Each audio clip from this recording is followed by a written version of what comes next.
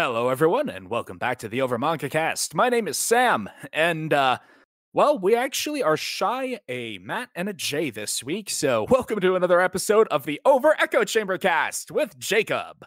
I'm so sorry, and this one I'm especially sorry, because, boy, this is going to be another one where Sam and I have a lot of agreement, and it's also going to be even more painful than last time. Yeah, look, I'm just gonna cut to the chase. We're doing Smash or Pass.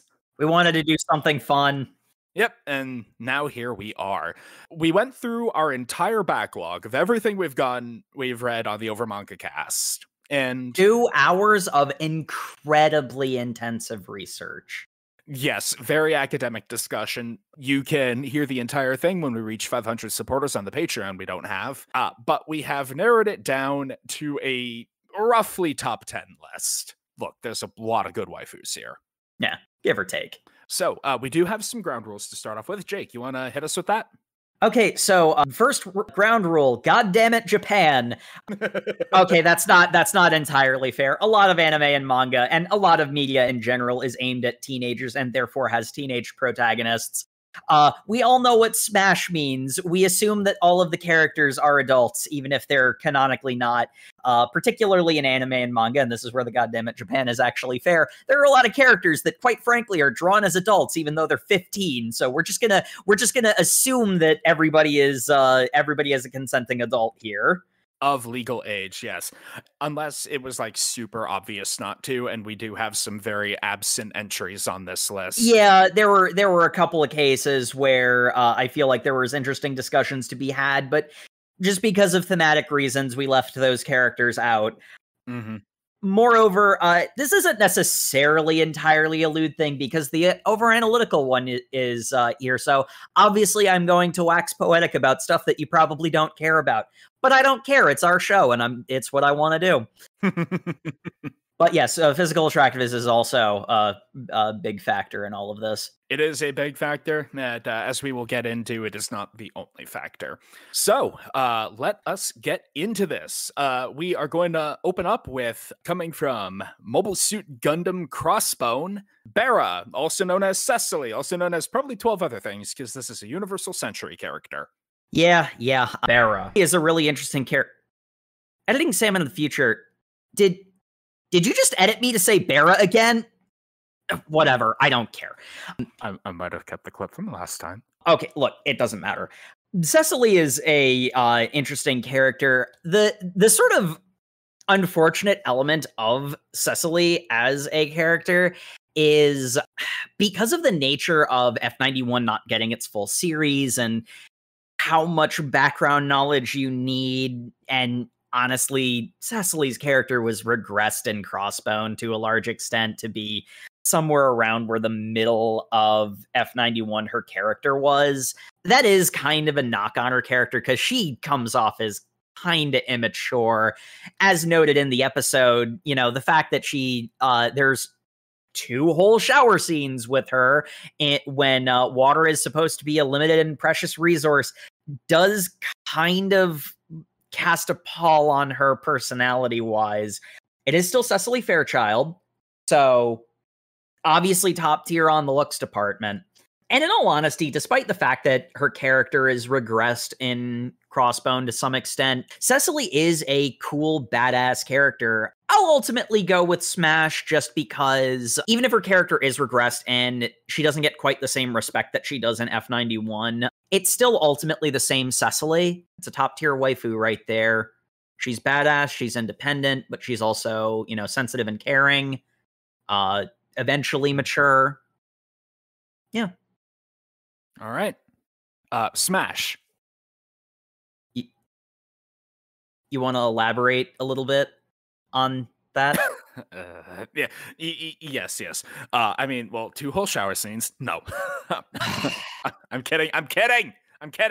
There's a very particular vibe to Gundam waifus, and that is also dependent entirely upon whether they are protagonists or antagonists, which is a very, very important distinction in a Gundam series. And also a thin line in many cases. Oh yeah, absolutely. But as I said before, she's a Universal Century character, so there's a certain like, okay, the UC is originally from like the 70s, like late 70s, early 80s. Yes, you can tell from the drug trip imagery for the consciousness expanding. Yes. And there's a certain kind of understatedness in the character design that I actually find really appealing.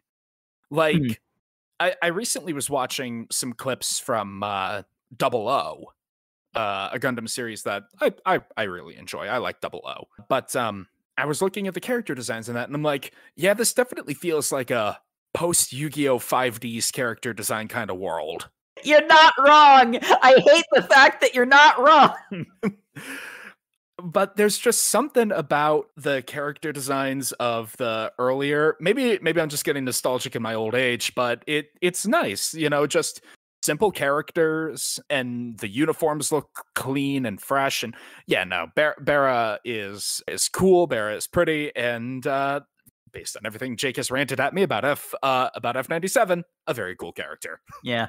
It's like a pastel color palette in a lot of particularly UC, but older anime that really has a sort of simple charm to it. So that's number one. Coming up next, out of Demon Slayer, it's Mitsuri, the Love Hashira. Oh, this is a character that like shouldn't work. Like nothing about her should function, but my gosh, I'll tell you what. When we're first introduced to her, it would have been a hard pass because it would have, I don't even necessarily know if it's a goddammit Japan moment or if it's just a, authors be horny sometimes moment. Like having a love Hashira just sounds stupid on the face of it. But then you meet her proper, and damn if she's not charming. Because like let's get this out of the way. She's hot. She's really hot. Okay. Oh, yeah. That goes without saying. I mean, in all honesty, why did they give her an outfit that's too small? Because love Hashira, I guess.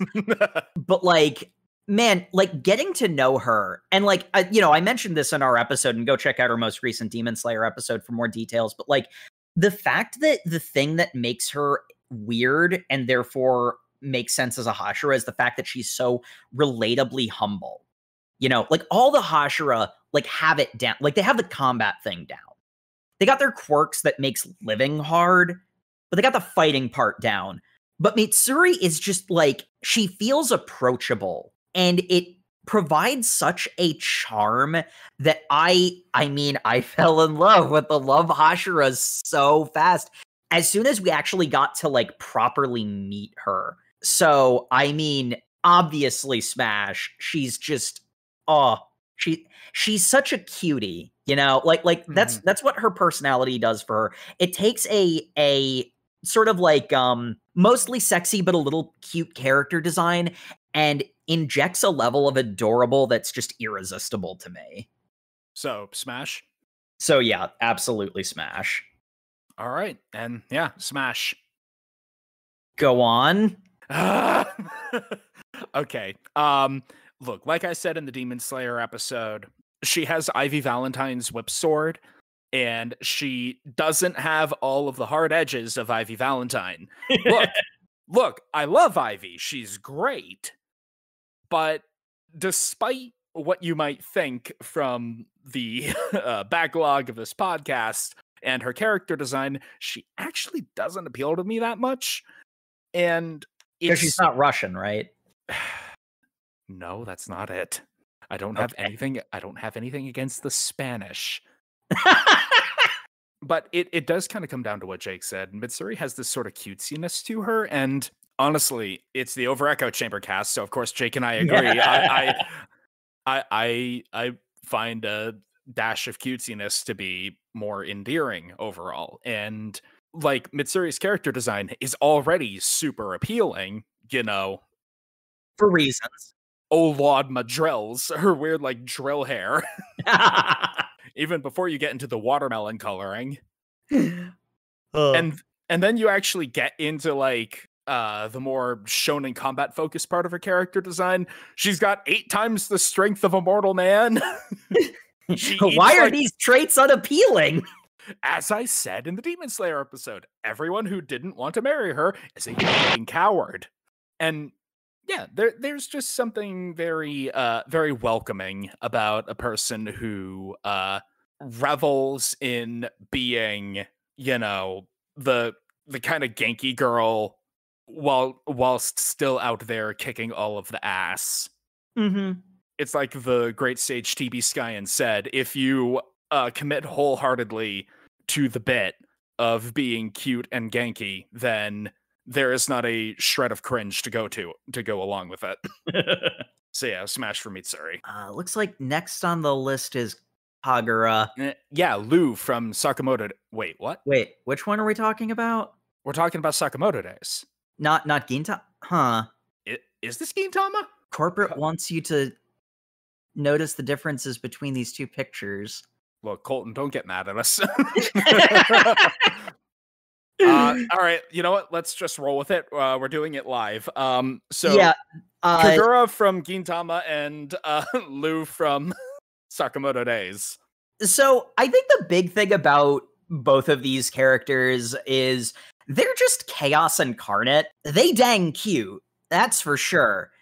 But truth be told, I don't think I'd want to actually be around them. Reading about them is one thing.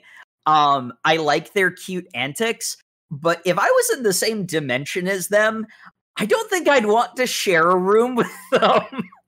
I'd like to continue living. Not even the sense that I'd be worried about them hurting me on purpose. Not even that they have unappealing personalities, but just because of the agents of chaos that they are. Gonna be a pass from me. Soft pass, but yeah. They're I worry. Smash, China dress. Okay. Look, I actually gotta agree with Jake that they are a bit too much chaos for maybe like a full like long-term relationship, but you know what? They're cute. What can I say? I suppose that's all you need sometimes. Okay, next up on our list, Cocacola from Kill 6 Billion Demons.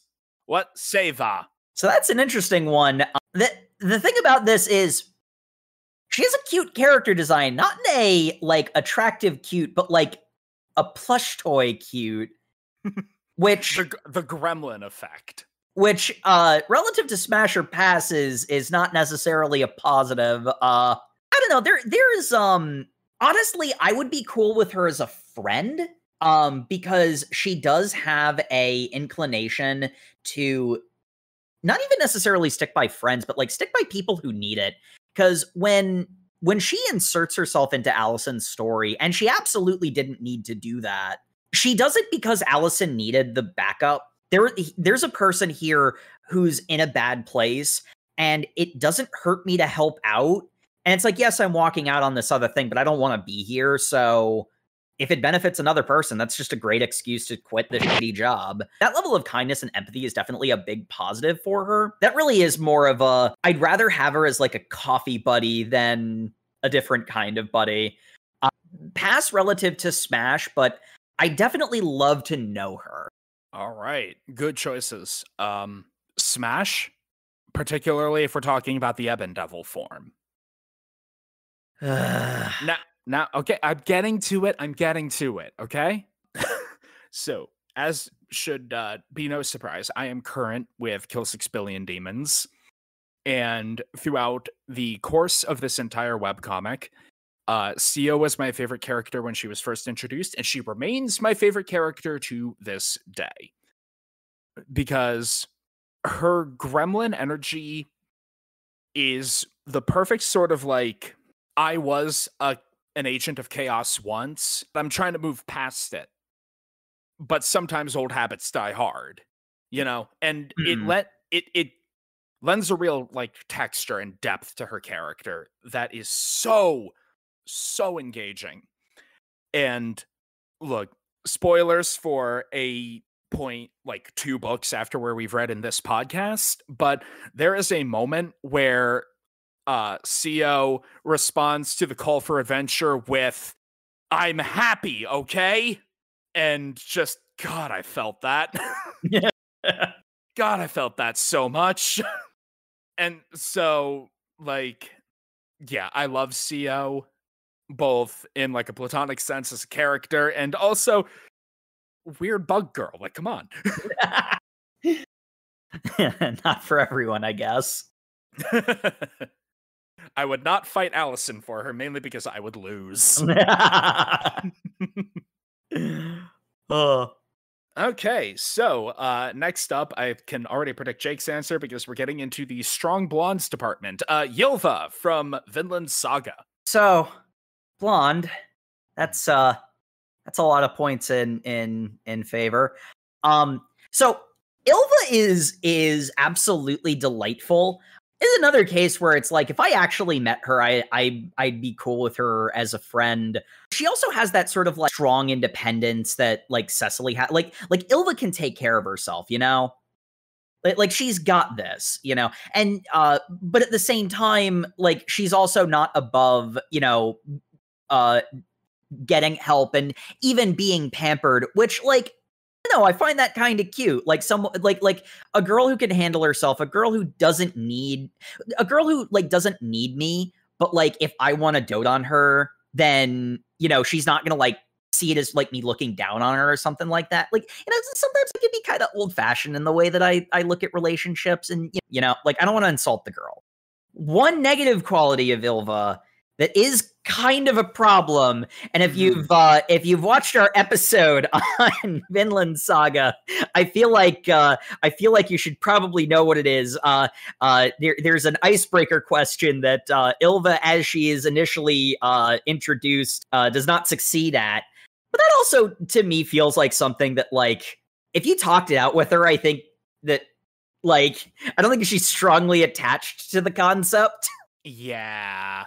I'm going to say smash because, like, even in the sense of, like, she's got a negative trait, but I feel like that's something that, like,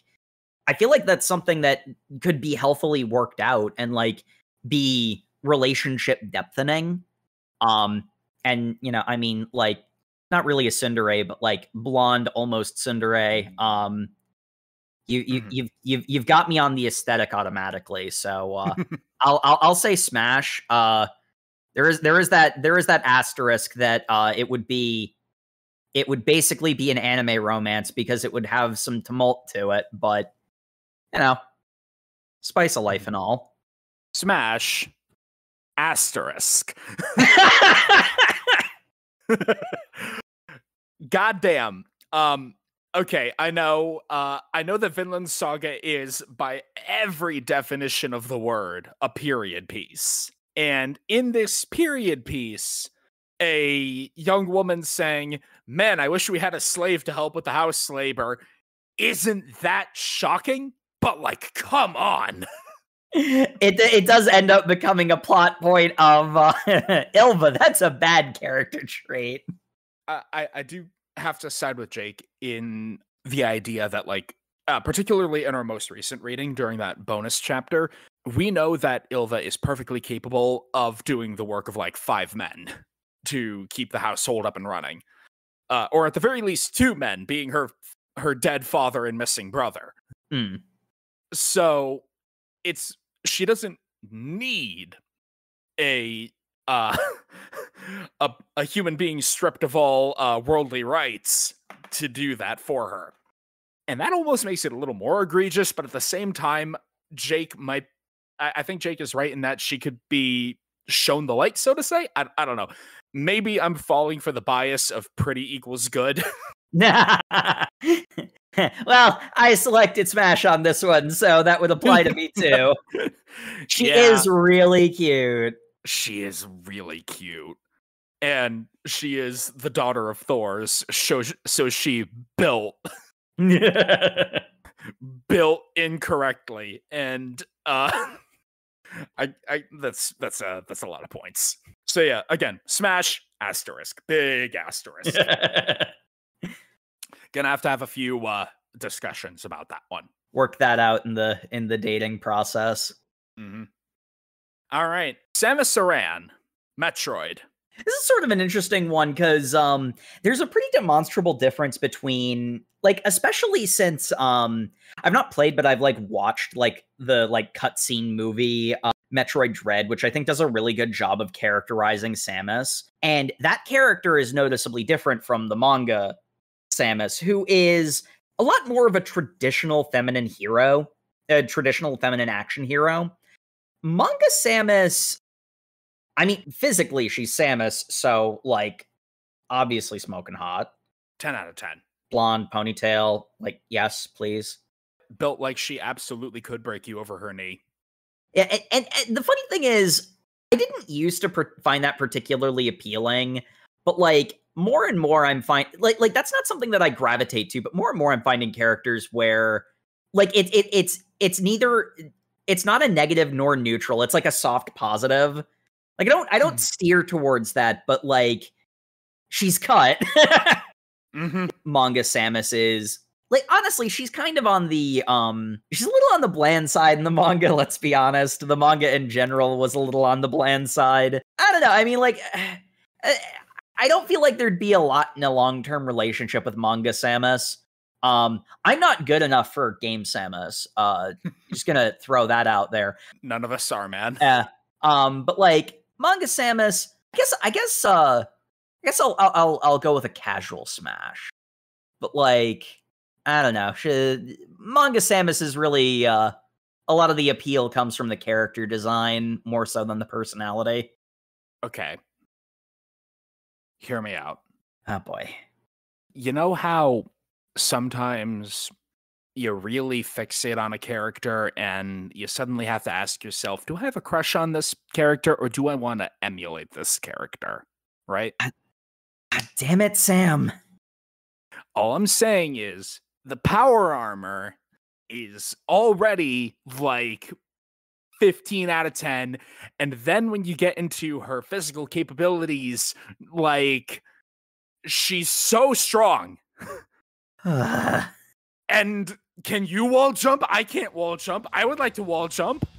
We'll be right back after these messages. Look!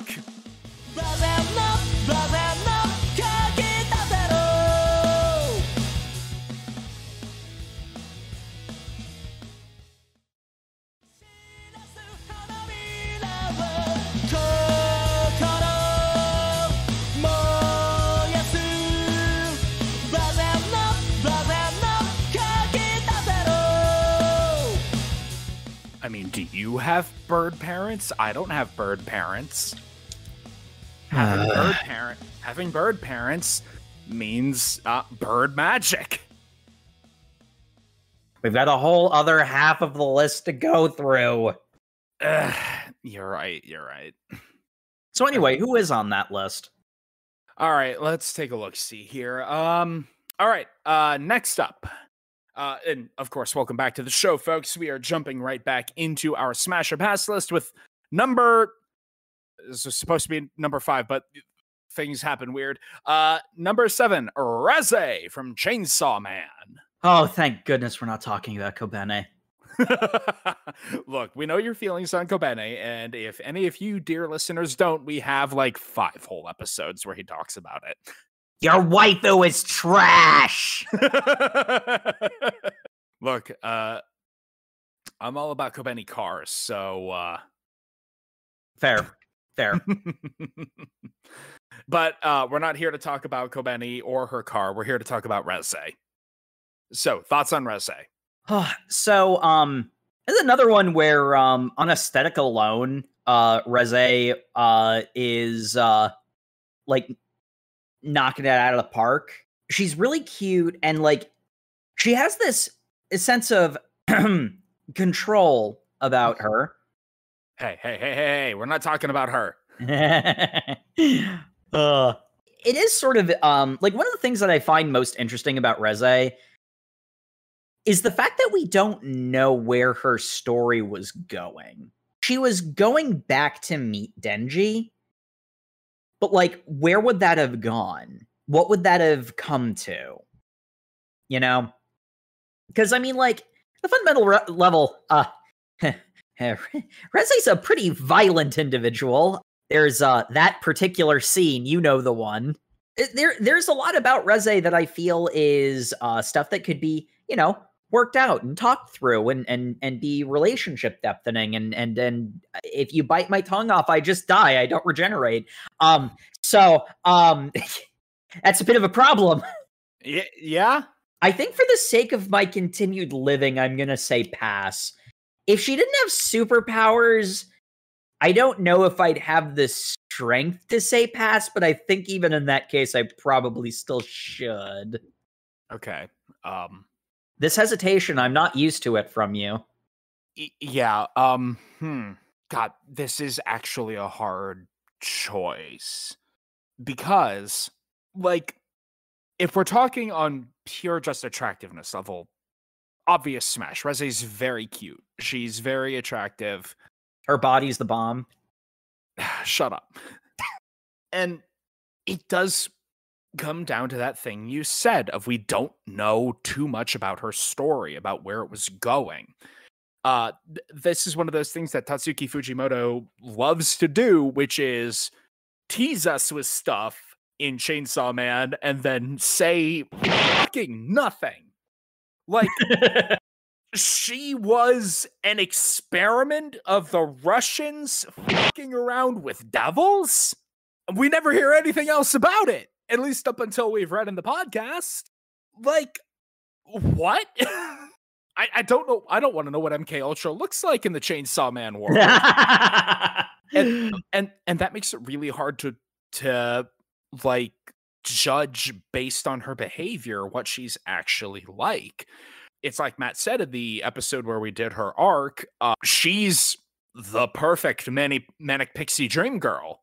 Every like red-blooded schoolboy has had thoughts about a girl like that.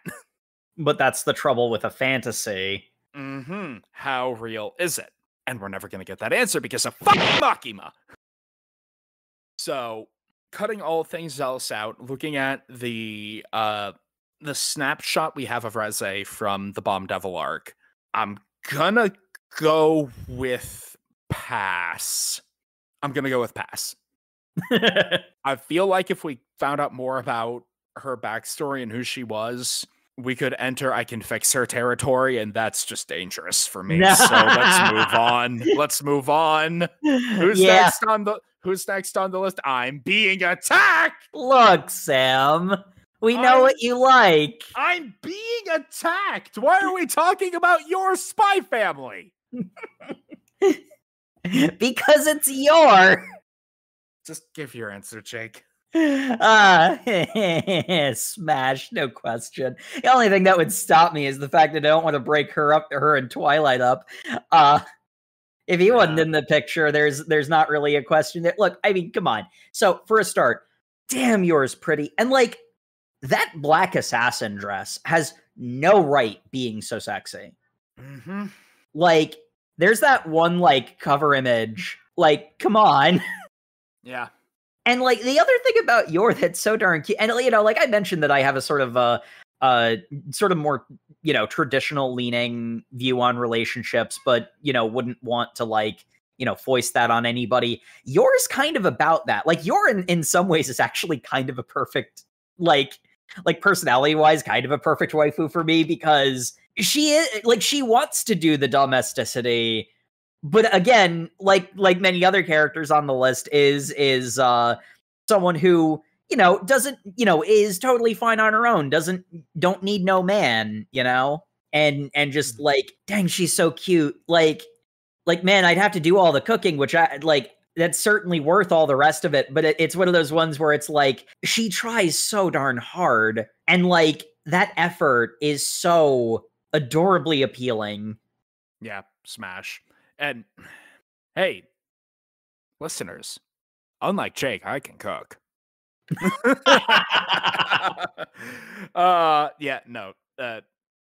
Yor was Sam, like, Sam, I do think that you are the best waifu of the hosts. If it makes you feel any better. Thank you. I'll wear it with pride. I'll get a t-shirt that says that for if we ever do a con.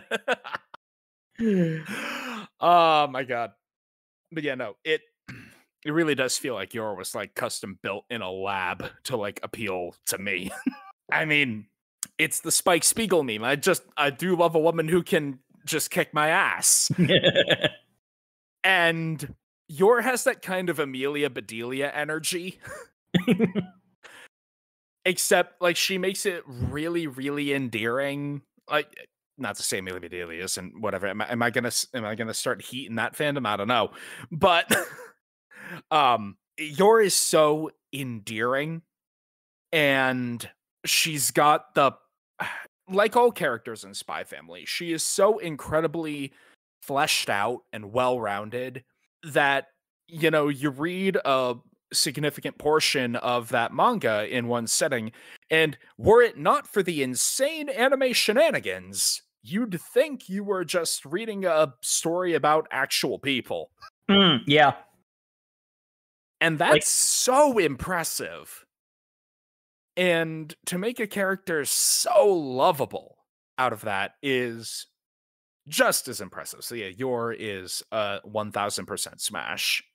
Okay. And it's almost as if having an appealing character design and a complete personality makes a waifu more appealing. So what do we have next on the docket? So, from Record of Ragnarok, Pass. Brunhild. Fine. Jokes aside, pass. Okay, so for a start, I'm just gonna say this, and I think I've mentioned this in passing, but since this is what we're talking about, I get to have it be the main subject. I don't like the art in Record of Ragnarok. That's subjective, so it's not what I base most of my criticism on. It's the fact that, well, I mean, to be fair, Brunhilde does have the most personality of anybody in that series. It's like 1 as opposed to like the -5 of everybody else. There is this trend in anime and manga that bugs me. And like, this is a taste thing, and it's done enough that I have to be in the minority for this one. But like, when you hyper exaggerate the like secondary sex characteristics of a character design to the point where like there are these like saggy G-cup boobs that are bigger than a character's head and a waist that's so thin it doesn't look like it could hold their torso up, it rapidly stops being appealing to me. So the aesthetic of Record of Ragnarok, and like Brunhilde isn't even the worst one as far as that goes. Aphrodite. We didn't put Aphrodite on this list. But like already aesthetically, I don't think Brunhilde is attractive. She doesn't look like a human being to me. And then on top of that, I don't know, like there's just a sort of it doesn't feel like, I'm using the term colloquially here, she feels bipolar. Not in the sense that I feel like she's supposed to be a representation of a real life mental illness, but more specifically, there's like this intentional thing where they'll have her be like this sort of like cool appealing and then immediately swing into supervillain because it's shocking. It doesn't feel motivated. And it makes me not care about her. So, pass. Okay. Pass. Look at those shoes. What are those? No. Okay. Bet over. As has been documented on our episodes about Shimatsu no Valkyrie, I respectfully disagree with Jake on a lot of things about this manga. I agree with him about a lot more things, but I respectfully disagree about this character in particular.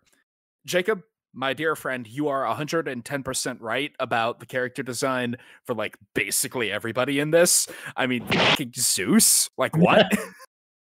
What is that body shape? As a professed fan of the Dresden Files, I know a lot about character designs that are all gristle and wire, but like, wow. Zeus. But like, about Brunhild, I get what you say about the tiggle bitties and the personality swing. I don't care. The personality swing is gap moe for me. She swings from like earnest and basically good-hearted to yes, violence, and that is just my vibe entirely. I love it, and I'm a sucker for long dark hair. Like, come on, man, look at her. So no, it's a smash for me on Brunhild. Almost entirely on personality. Again, her outfit's weird. Like those shoes, the weirdest pair of Yeezys I've ever seen. Oh, wow, we don't have time for this next one. Let's just the 100 Girlfriends. Oh, collectively pass. If you want my opinion on them individually, go watch our episodes. Pass. If you want my opinion on them individually, go listen to our episodes. There we go. That's All an right. entire franchise worth of smash or pass. Okay. Next Valentine's Day, maybe. All right. Next up on the list is Nazuna. Smash. Okay. Look, Jake, you can't steal my bet like that. Oh, but it's Nazuna. I can fix her. Can you, though? Yes. Okay. Oh.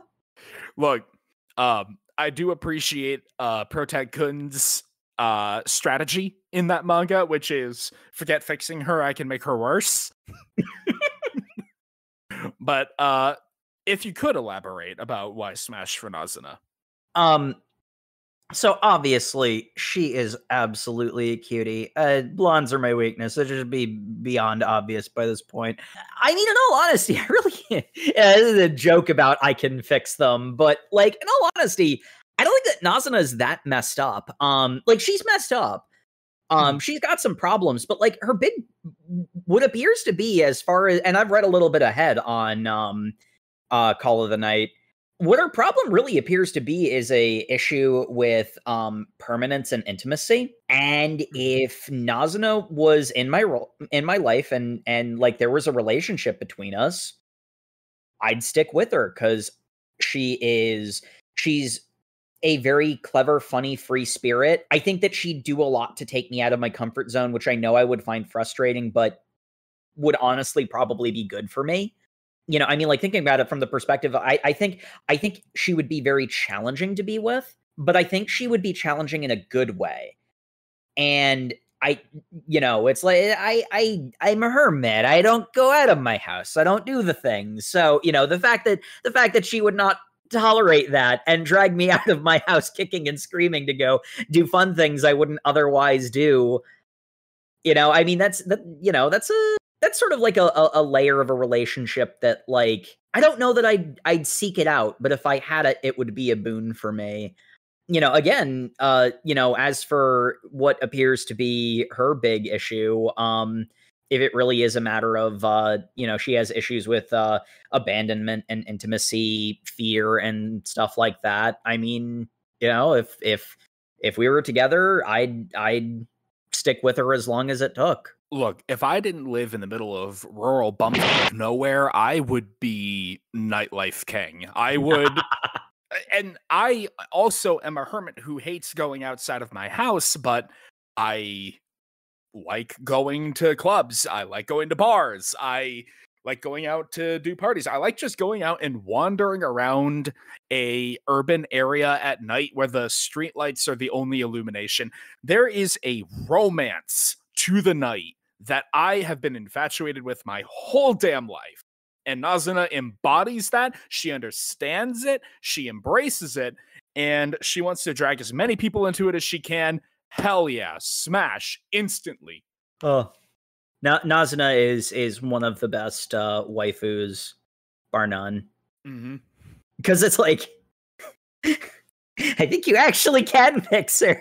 I don't think I legitimately think you can.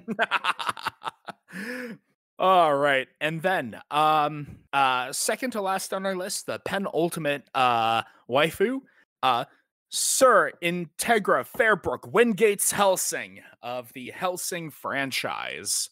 This is a tough one because there are so many things I love about Integra. She's not exactly a 10 for me, like, because she has a sort of like androgynous look to her that I'm not really about, but she's still definitely attractive all the same.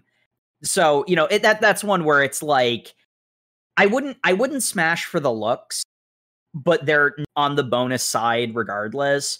And it's like personality wise, like she has it so put together, like she's so mature.